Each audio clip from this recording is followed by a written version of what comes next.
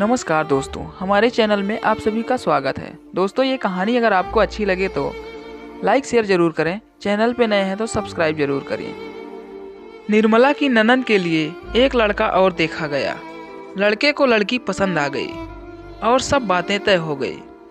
शादी के 15 दिन पहले ही ननद निर्मला के ससुर जी और पति के पास पहुंच गई और कहने लगी कि मैंने आप पर कितना भरोसा किया था। मुझे लगता था कि मेरे अच्छे भविष्य के लिए आपसे अच्छा निर्णय तो कोई ले ही नहीं सकता, लेकिन आप कैसे घर में मेरी शादी कर रहे हो। ऐसा कहकर चचेरी ननद फपक फपक कर रो पड़ी। सब लोग एकदम सख्ते में आ गए। शादी की सब तैयारियां हो गई हैं और एकदम से इस लड़की को क्या हो गया।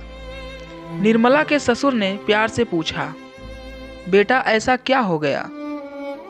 लड़का तो तुमसे मिला भी था और तुम्हें पसंद भी था, तभी तो आगे बात बढ़ाई थी। आपने मुझसे इतनी बड़ी बात कैसे छुपाई? ननद ने रुआसी होते हुए बोला, तुमसे तो कुछ भी नहीं छुपाया। जितना हमें पता था उतना सब तो तुम्हें बताया ही था। सब दुखी भी थे और अचरज भी हो रहा था। मेरी सास सौतेली माँ है, सगी माँ नहीं। सास वह भी ऊपर से सौतेली। मेरी जिंदगी तो नरक हो जाएगी। ननद ने कहा, बेटा तुम समधन जी से मिली तो हो, हमेशा तुमसे कितना अच्छा व्यवहार करती हैं। अपने पूर्वाग्रहों के आधार पर किसी के साथ रहे बिना उनके बारे में कोई राय मत बनाओ। निर्मला के पति ने समझाया, वही तो भाई साहब, थोड़ी देर तो वह दिखावा भी कर सकती हैं। उनके साथ रहने पर तो मेरी जिंदगी नरक ही बना देंगी। खेती करके देखने पर ही पता चलता है कि कितनी मेहनत का काम है। दूर से तो सब चंगा ही दिखता है, ननद ने कहा। निर्मला के ससुर जी ने कहा, देखो अगर तुम्हारा उनके साथ रहना संभव ना हो तो तुम अपने पति के साथ अलग हो जाना। तुम्हें अगर थोड़ी सी भी परेशानी हुई तो मैं खुद दामाद जी और समधन जी से बात करूंगा। निर्मला अपने ससुर की बातें सुनकर हैरान थी। कैसे वह अपने घर की बेटी को अलग होने की सीख दे रहे हैं। जैसे तैसे ननद रानी को समझा लिया गया। वैसे भी समझने के सिवा लड़कियों के पास विकल्प ही क्या होता है। ननद की शादी की तैयारियां जोर शोर से होने लगी। ननद का टीका लिखा गया और टीका लेकर सब भाई लोग उसके ससुराल पहुंचे। फल, मिठाइयाँ, सूखे मेवे आदि सभी बहुत ही बढ़िया क्वालिटी के खरीदे गए थे। कुंवर साहब के लिए एक सूट भी बनवा दिया था। 2 तोले की सोने के चैन और 1 तोले की सोने की अंगूठी भी होने वाले जमाई को पहनानी थी।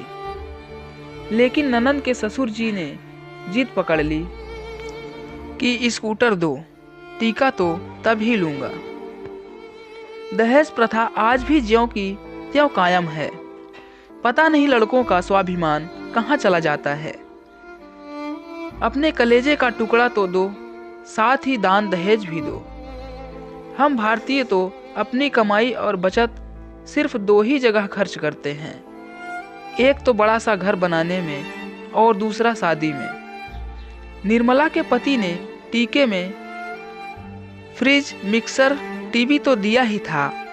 तब की तब वहां रहने वाली दूर की बुआ से पैसे उधार लाए और ससुर जी को दिए।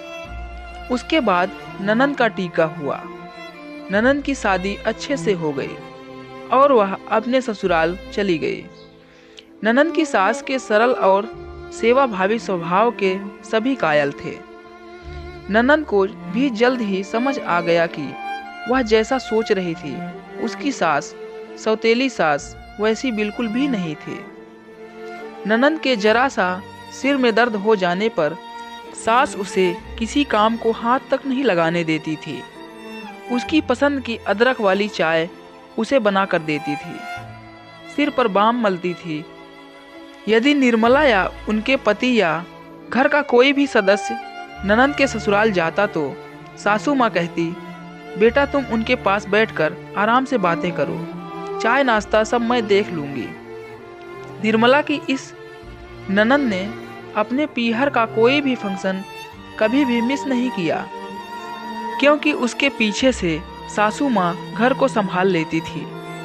निर्मला यही कहती थी कि दीदी पिछले जन्म में जरूर आपने मोती दान किए होंगे, जो ऐसी सास मिली। कर्म सिद्धांत हम इंसानों को दिलासा देने वाला बड़ा ही अच्छा सिद्धांत है। निर्मला भी तो यही सोचकर अपने कर्तव्यों का पालन करती रही थी कि पिछले बुरे कर्मों को अब भुगत रहे हैं, अब तो अच्छे कर्म कर लें। दोस्तों, कहानी कैसी लगी आप हमें कमेंट बॉक्स में ज़रूर बताएं। वीडियो अच्छा लगा तो लाइक करें और चैनल पे नए हैं तो सब्सक्राइब जरूर करें। धन्यवाद।